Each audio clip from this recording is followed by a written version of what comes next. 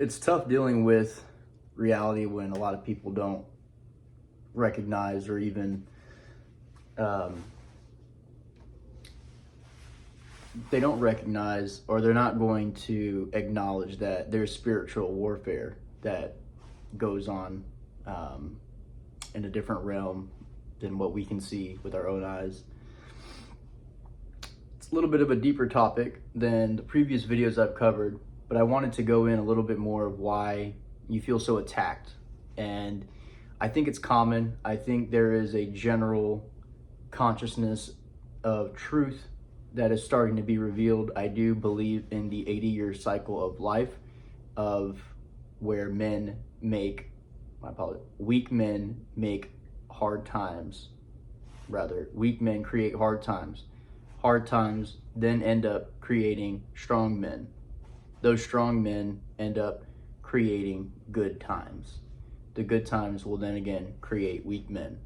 So I do believe that we are on track to making men strong again and bringing back the family aspect, because that's the only thing that can defeat Satan, is the family unit, is Christ on the cross. And he hates that. So of course he's going to do whatever he can in your own mind and in the world of propaganda and the media. He's going to do his best to get you off track. And if you have something going on in your life right now where you feel majorly attacked, whether it be thoughts or things that seem to be manifesting in your life, which you are perceiving as bad, I would ask you to see those as blessings. And even though you feel like you might be currently under attack, if you're under attack now, I don't think it's going to stop. I think that you need to counter those negative thoughts and those things that are happening in your life and start realizing that it is a test of faith, and it's a good test. So if you keep your faith, you pass the test. And the more tests you pass, the more that you will become enlightened, quote unquote.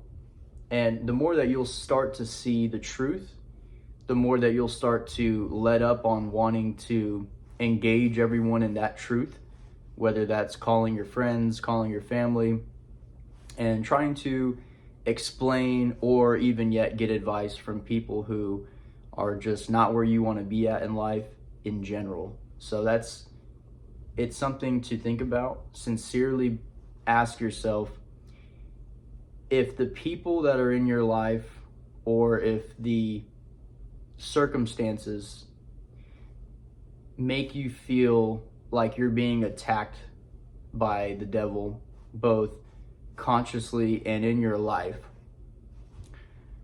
a season of isolation won't hurt anybody. I don't think it's good to constantly be in a season of isolation.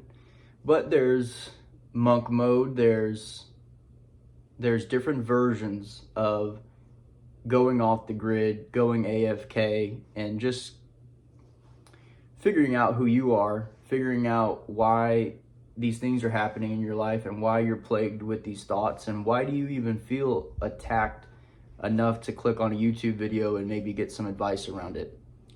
I think it's a good indicator that you just need to cut as many people as you can off without being toxic or without being messy, and learn to say no to the people that are around you, and go deep dive into the Word of God and open your Bible and start praying more, and just do your best to detach from what is plaguing you right now. Whether that's you feel good, then you get into a friend group, or you go somewhere that it's just normalized and this is how your life is. Those are the excuses.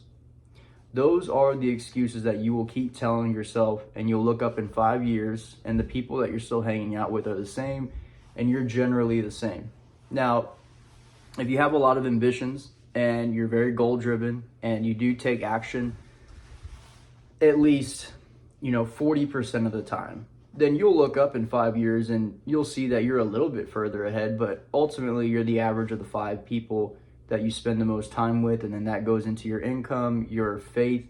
And so if you have this massive faith and then your friends have no faith in God, they don't want to talk about it, they're worried about playing video games, they're worried about XYZ that's irrelevant from the market, it's irrelevant from your relationship with God, it's irrelevant from making money. And you have to ask yourself, are these people in my life to help me or to do me harm? Are they holding me back?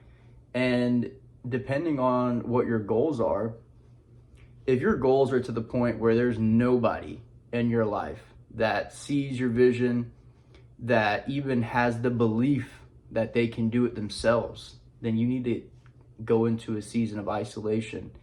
And you need to call on God, and I believe I'm in the process of that right now. I believe God is going to bring the right people into my life because I'm putting in a solid effort. I'm putting a good foot forth to become independent of other people's thoughts and really of my own thoughts. I only want to hear God's voice. But digressing from what kind of voices you're going to be hearing, right? Diverting from that conversation and going back to keeping these thoughts out of your head and keeping these negative perceptions that you're being attacked, right? I think it'll do you justice to actually reframe that. I've heard some people, give a take on being attacked by the devil, and it's a little bit of not necessarily fear mongering, but I would like to shape it into a different light. I've told myself for years that, because of this that happened, it's obvious that I'm cursed. I've been, the devil's attacking me, and it doesn't really do any good. You can recognize that it's there, but the only way that you're actually going to be able to, change your reality and change your everyday perception of life when you wake up is getting rid of those negative self-beliefs. And the best way to do that is when you're in prayer and when you're or if you're meditating, because prayer is more talking to God.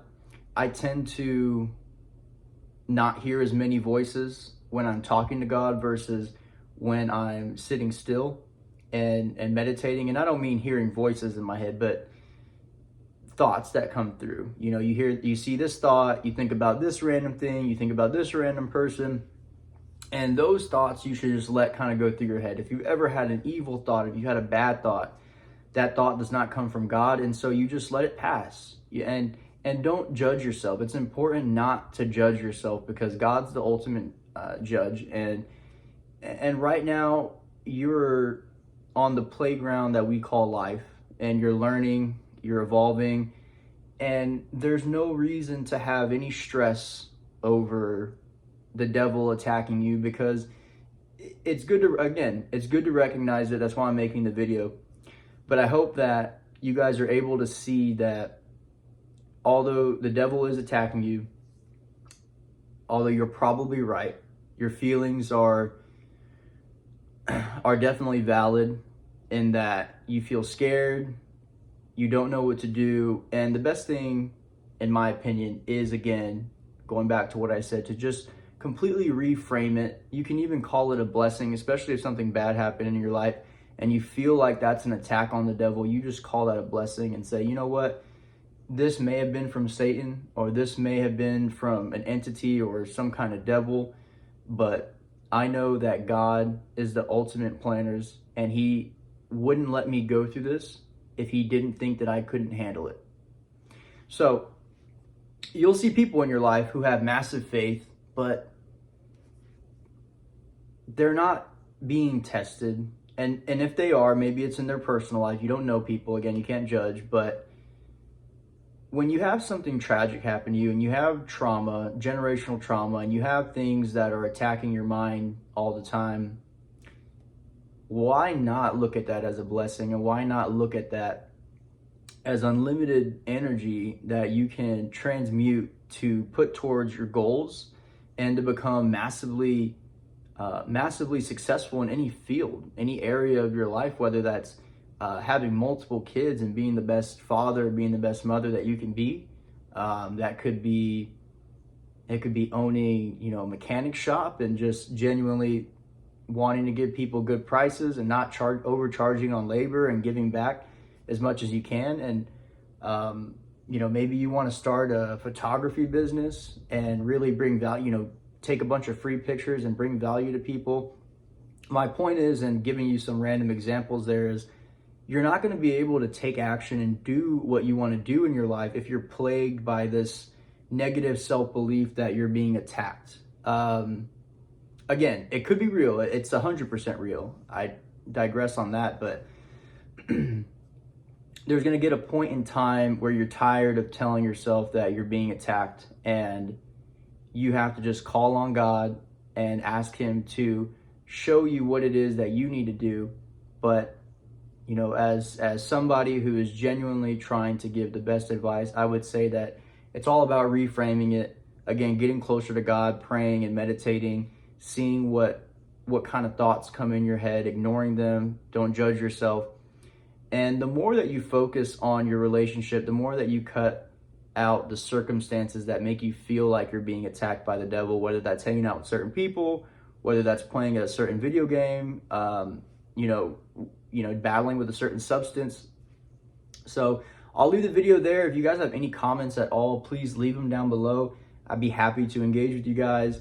Please like the video and subscribe if you guys do like the content. I know this one was a little bit more of a serious topic today, so I hope you guys like it. Again, I'm out.